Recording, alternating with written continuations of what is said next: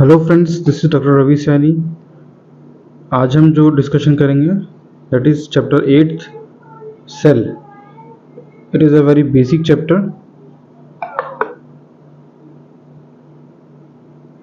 सो first इसमें हम जो सेक्शंस डील करेंगे these are the what is cell, cell theory, an overview of cell, prokaryotic cells and eukaryotic cells. So when you look around, you see both living and non-living things.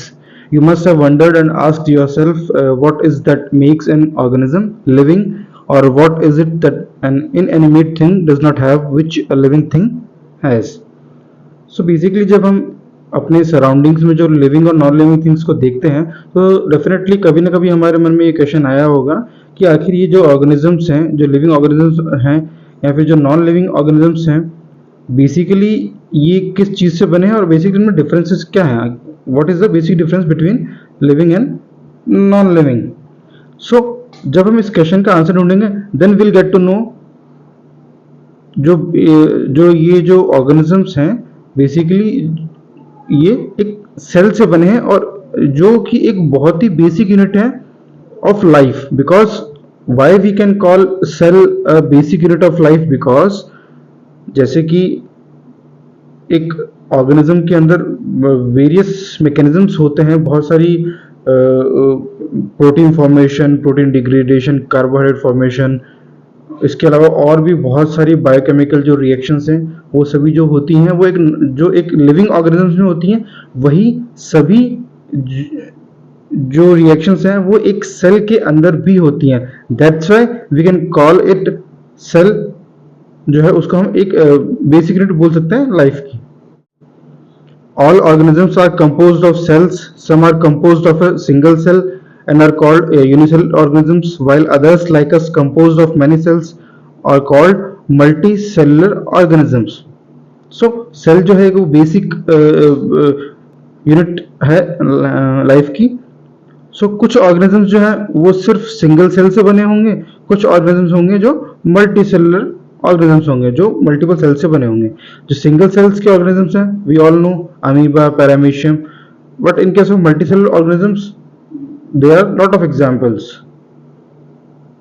Now come to the what is cell. So unicellular organisms are capable of independent existence, like performing the essential functions of life. Anything less than a complete structure of cell does not ensure independent living. Hence cell is the fundamental structural and functional unit of all living organisms. यहाँ पे वही चीज को repeat किया गया है जो कि मैंने अभी बताई कि जो यूनिसेलुलर ऑर्गेनिजम्स हैं उनमें एक सेल ही अपने आप में सारी बेसिक फंक्शंस कर रही है. बहुत सारे जो बायोकेमिकल रिएक्शंस जो कि मल्टी सेलुलर ऑर्गेनिजम्स में डिफरेंट ऑर्गन्स के थ्रू होते हैं, जैसे कि डाइजेशन, रेस्पिरेशन, एक्सक्रीशन, जिनके लिए मल्टी सेलुलर ऑर्गेनिजम्स या फिर ऑर्गन सिस्टम्स होते हैं इन स्पेसिफिक रिएक्शंस के लिए, इन स्पेसिफिक फंक्शंस के लिए.